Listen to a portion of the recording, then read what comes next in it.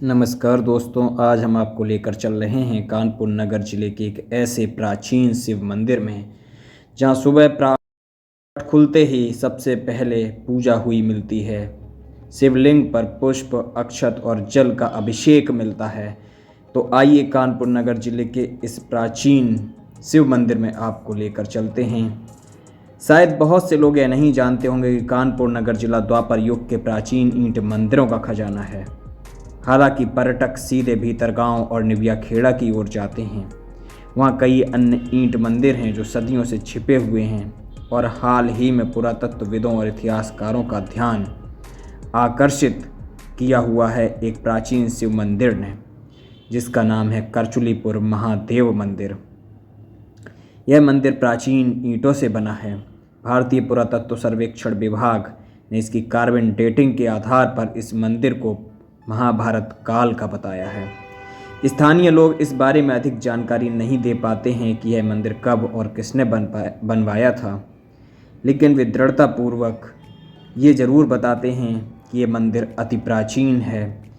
जहाँ एक चरवाहा अपनी गाय को चराने के लिए आता था, तो अक्सर वो गाय एक पौधे पर, करौली के पौधे पर दूध देती थी। उसने सोचा कि इसमें क्या है, खोद कर देखा जाए। उसने खोदा तो एक प्राचीन शिवलिंग उसे मिला, जो मंदिर के रूप में आज आपके सामने है। ये मंदिर ASI भारतीय पुरातत्व सर्वेक्षण विभाग के अधीन है, जिसका बोर्ड भी मंदिर के बाहर लगा हुआ है।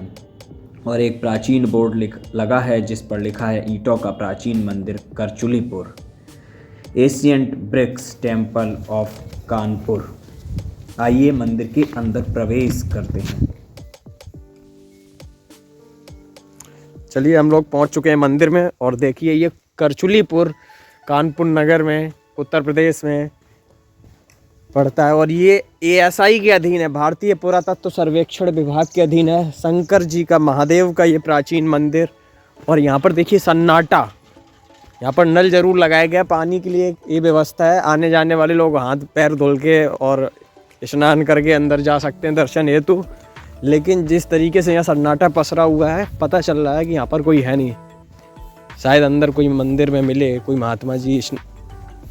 देखते हैं क्या होता है। तो ये देखिए हम लोग जा रहे हैं मंदिर में, पर बस कुत्ते मिल रहे हैं जगह जगह पे। देखिए लेटे, पौधे वौधे लगाए तो गए हैं, छोटे छोटे पौधे। कोई देख रेख जरूर करता होगा मंदिर की। चलिए, ये है अति प्राचीन मंदिर।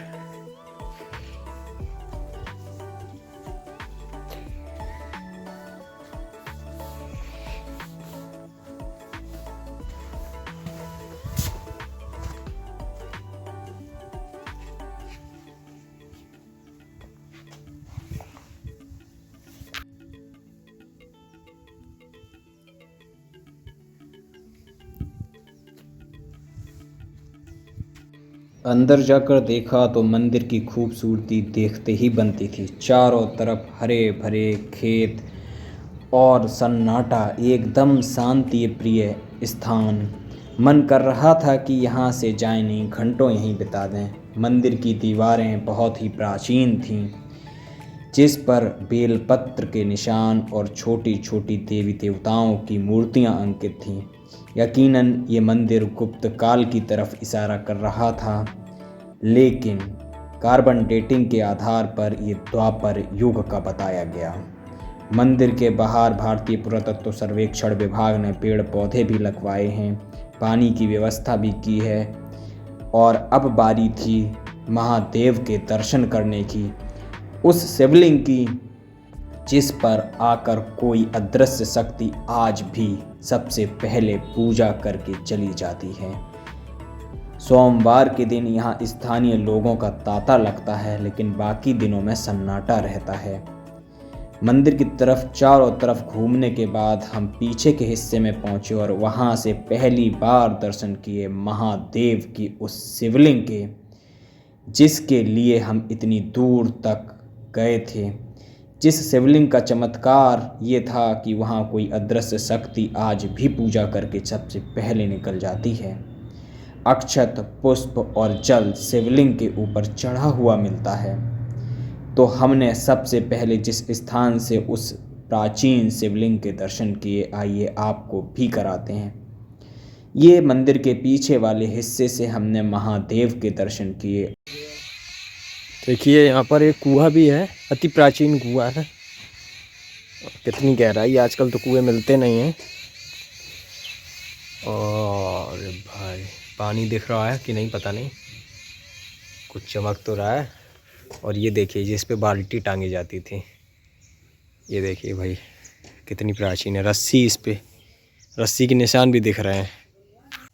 इसके बाद हम उस जगह पर पहुंच गए जहां से हमें दर्शन होने थे, उस प्राचीन शिवलिंग के। महादेव के दर्शन के लिए हम जितनी दूर से आए थे, आइए आपको भी दर्शन कराते हैं। डिजिटल तरीके से घर बैठे महादेव की इस प्राचीन शिवलिंग के आप दर्शन कीजिए।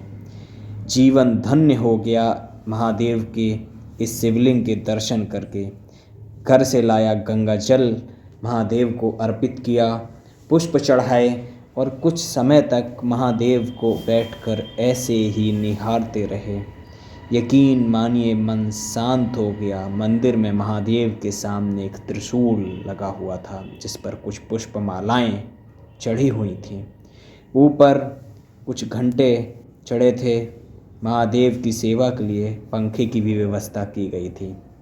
लेकिन अंदर देखकर ऐसा लग रहा था कि यहाँ मानो जैसे कभी कभी कोई आता है।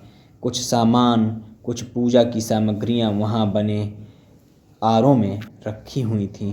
कुछ प्राचीन मूर्तियाँ मंदिर के अंदर दीवालों पर उकेरी गई थीं। बेलपत्र के निशान साफ दिख रहे थे जो इशारा कर रहे थे कि ये मंदिर करीब करीब गुप्त काल के आसपास का है, लगभग 1600 साल पुराना, या हो सकता है इससे भी पुराना हो।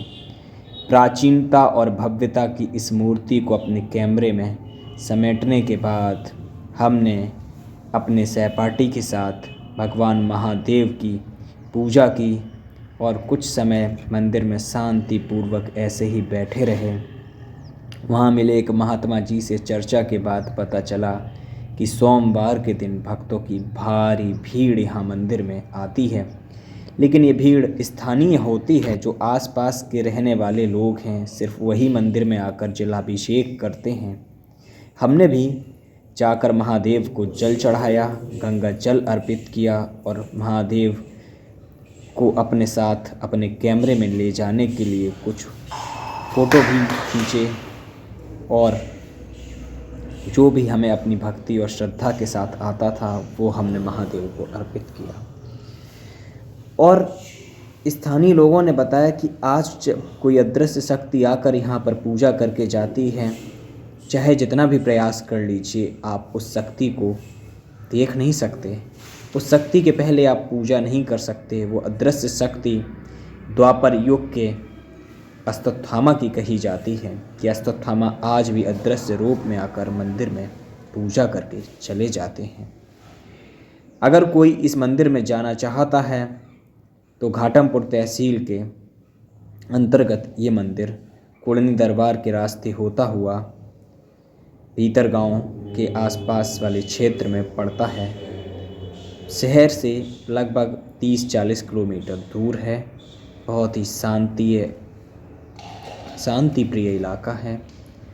आप महादेव के अगर सच्चे भक्त हैं तो एक बार अपने परिवार के साथ महादेव के दर्शन करने ज़रूर आइए। आपको शांति और सुख का एहसास होगा।